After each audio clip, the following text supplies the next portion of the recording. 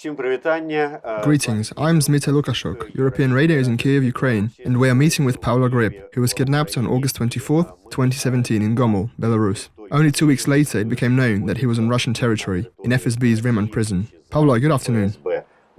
Good afternoon. Whose proposal was it to meet in Belarus?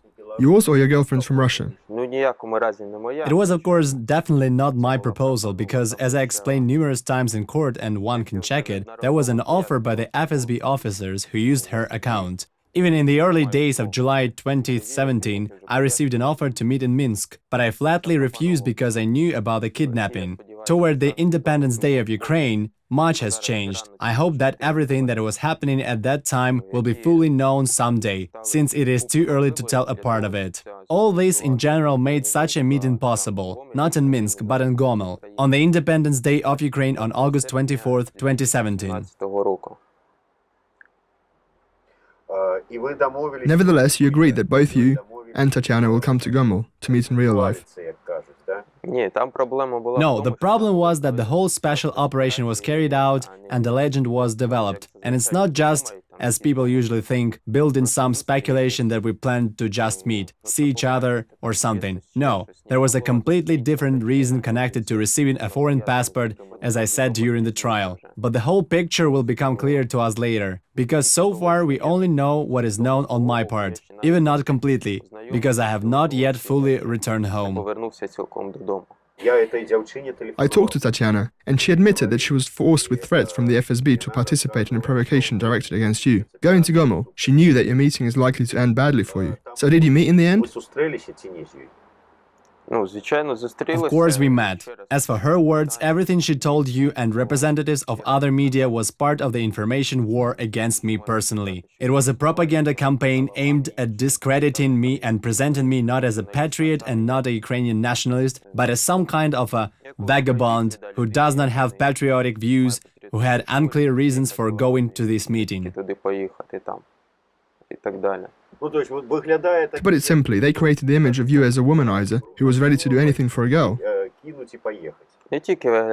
And that too, they put up certain things, and you think what it means. It's like in the situation when Zelensky, with whom I did not shake hands. Like, you think up the reason yourself, and everyone will come up with everything that he wants about me, but that does not correspond to reality. But that girl, so you understand, did not appear in court.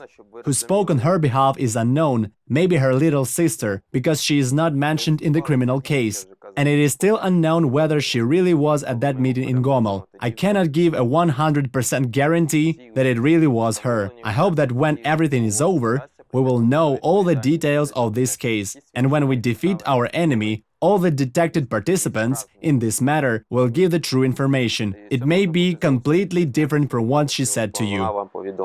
So even after all the calls, you're not sure that you know the whole picture of what happened to you, who organized and participated in the operation directed at you. It is clear that the entire operation was led by the FSB bandit nest in Moscow. Their branch in Krasnodar carried out the investigation and everything else, but everything was directed not by the people in Krasnodar. Why did you decide to go against the words of your father and travel there? As I've said before, there were certain circumstances and guarantees, like with Mykola Karpyuk. I knew I was risking and that everything was possible back then. Unfortunately, I wasn't careful enough. Not just that I went there, but also that I went alone without an appropriate accompaniment. If the operation involved not only the capture group, but also the people who led you from the border, then two options are logical. Either there was not one group of Russian agents in Belarus, or they acted together with... KGB, absolutely correct. Because there was an order to let me through the border. There was an order to accompany me. And they did accompany me. I don't know if someone was getting on the bus that I took from Chernihiv to Gomel, but the car was accompanying us. In Gomel, I did not have a secure opportunity to escape. I don't know yet who they were and how many. However, the KGB officers were definitely involved. What was the reason to conduct such a large-scale special operation against you? Already in the 9th grade, I decided that I would do everything in my power for the benefit of Ukraine. Usually we tell the media that I have never been abroad and in the east of Ukraine. But if everything was so, would they abduct an ordinary person? And also they won't capture a person because of what was written on social networks, as it was originally reported. So why? Just because of the pro-Ukrainian position? Of course not. Both they and we know something different. The time will come and we will completely restore the whole picture. I won't even say anything about my father. It sounds pointless. They knew everything about him before starting this operation. And I want to say right away, no matter how they asked, I did not give out any state secrets or official information that I knew.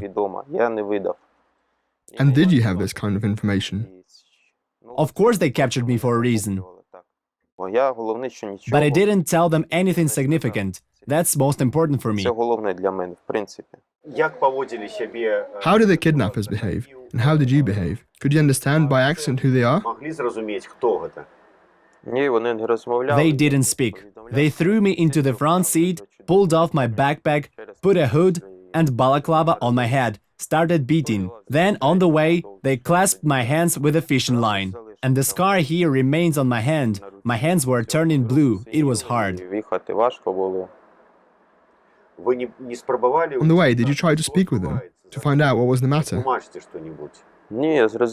No, I knew that these were bandits and that all attempts would be meaningless. Did you have hopes that your disappearance would raise a racket in Belarus, and the Belarusian security forces, the police, would start looking for you, and that Ukrainian services would join in?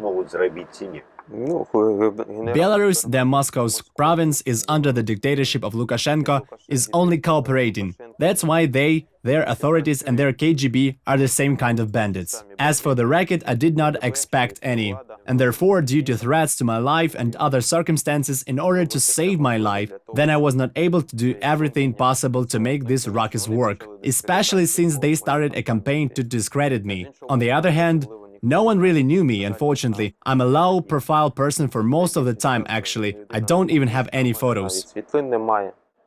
How did the stay in jail affect your health? My physical condition worsened. It needs to be restored. But I lost not only health, time as well. There are health problems, and lost time is a pity. But thank God that I returned uncrippled. Some people are more unlucky. Their health and at the same time life are broken. You have already said that you will no longer risk going to Belarus. But what if you have personal security guarantees from Lukashenko? And who is Lukashenko? He's Putin's lackey. What guarantees can he give? Lukashenko will not decide anything without Putin. Otherwise, he will simply be destroyed. But I believe he will pay the price even in his life very soon. And Belarus will be a free country. Long live Belarus!